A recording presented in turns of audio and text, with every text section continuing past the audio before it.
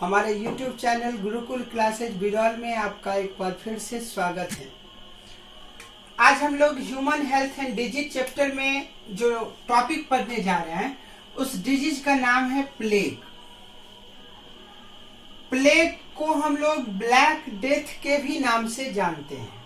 यह प्लेग बीमारी काफी खतरनाक बीमारी होती है और ऐसा माना जाता है कि स्मॉल पॉक्स के बाद दुनिया में बहुत समय पहले सबसे ज्यादा लोग जो मरते थे उसका एक कारण होता था यह बीमारी प्लेग। तो निश्चित रूप से यह काफी खतरनाक बीमारी है जिसका कि अब तो कंट्रोल कर लिया गया है, लेकिन पहले यह एक बहुत बड़ी महामारी के रूप में जानी जाती थी। और जैसा कि मैंने आपको बताया भी था एक मोटिवेशनल क्लास के दौरान, 1665 ईस्वी में आइजैक न्यूटन ने जो लॉकडाउन सेल्फ आइसोलेशन में जब लॉ ऑफ ग्रेविटी का खोज करना शुरू किए थे, उस पीरियड में जो कैम्ब्रिज यूनिवर्सिटी में उस समय लॉकडाउन हुआ था पूरे इंग्लैंड में, वो इसी बीमारी के कारण हुआ था, प्लेग। तो आप सोच सकते हैं यह कितना पुराना और कितना खतरनाक बीमारी है। निश्चित रूप से आज चिकित्सा जगत ने इस बीमारी पर कंट्रोल कर लिया है। तो सबसे पहले हम लोग जानते हैं कि प्लेग बीमारी किसके कारण होता है। तो पहला पॉइंट याद रखेंगे, it is caused by Pasteurella pestis bacteria. निश्चित रूप से सब बच्चे अच्छे से याद कर लेंगे, Pasteurella pestis bacteria. Plague disease is caused by Pasteurella pestis bacteria.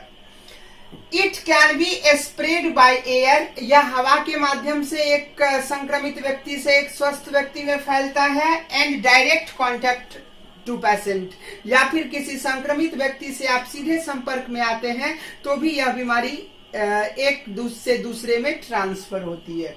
This disease has been control today, आज इस बीमारी पर निश्चित रूप से नियंत्रण पा लिया गया है।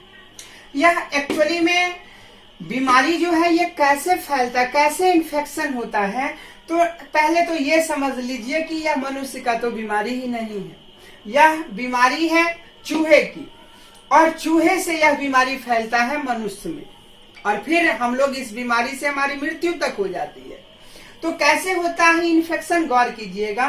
सपोज दैट यह रैट चूहा है, अब फ्ली को हम लोग हिंदी में पीसी भी कहते हैं, पीसू।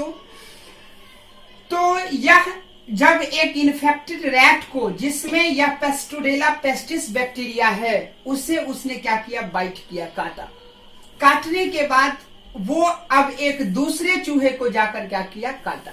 तो काटने के बाद यह पेस्टुरेला पेस्टिस बैक्टीरिया ट्रांसफर हुआ इस चूहे में, और यह चूहा संक्रमित हो गया और यह चूहा मर गया। अब जो इसके अंदर वो जो बैक्टीरिया है उसे जीने के लिए एक होस्ट चाहिए, एक लिविंग ऑर्गेनिज्म चाहिए। तो जल्दी से तो चूहा मिलने वाला नहीं होता है, तो वह जो बैक्टीरिया होता है वो बाइट करता है, वो जो फ्ली है पीसू, वह बाइट करता है ह्यूमन को, जिसके माध्यम से, इस फ्ली के माध्यम से ये जो पेस्टुरेला पेस्टिस बैक्टीरिया होता है वो ट्रांसफर होता है ह्यूमन में। और जब यह हमारे शरीर में जाती है और यह फ्ली जो है यह काटती है, तो वहां पर एक टॉक्सिक रिलीज करती है, जिससे वहां पर एक फोड़ा बन जाता है। यह लगभग हमारे pelvis area, I mean to say genital tract कह सकते हैं या फिर आर्मपिट कह सकते हैं, इसमें क्या होता है, यह फूलने लगता है। यह लक्षण होता है प्लेग बीमारी का।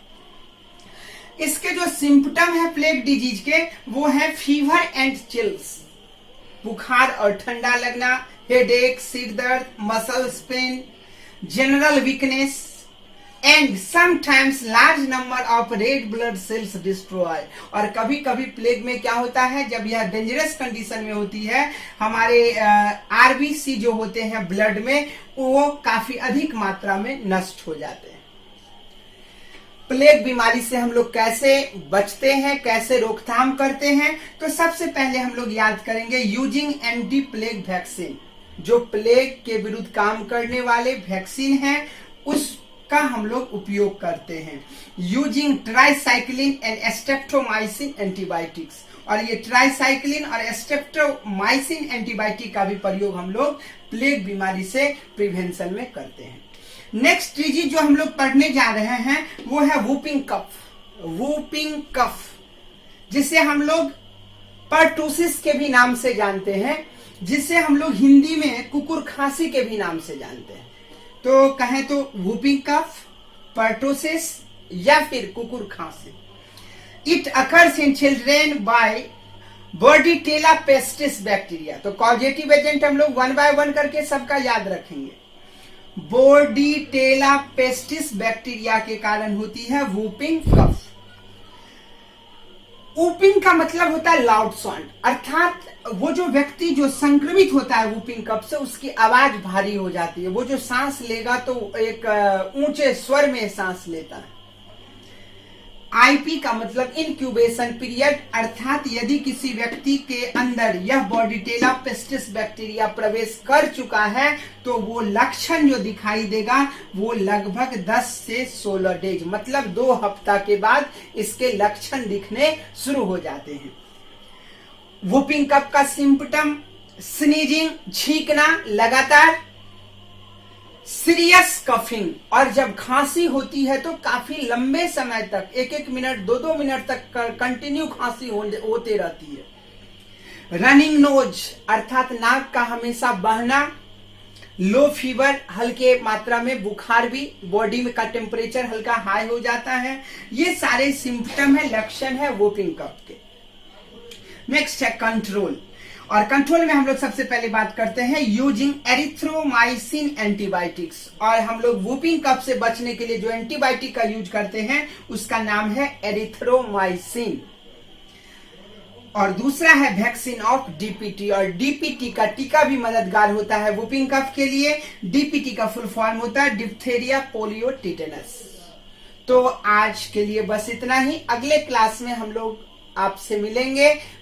ये सारे बैक्टीरियल डिजीज थे जो एनसीईआरटी में आपको पढ़ना था। इसके अलावे अगले क्लास से हम लोग चर्चा करेंगे वायरल डिजीज, अर्थात वायरस से होने वाली बीमारियां। तो आज के लिए बस इतना ही। आप हंसते रहें, मुस्कुराते रहें। हमारी मुलाकात आपसे फिर होगी, तब तक के लिए दीजिए हमें इजाजत। गुड नाइट, शुभ रात्रि, सबा खैर, जय हिंद।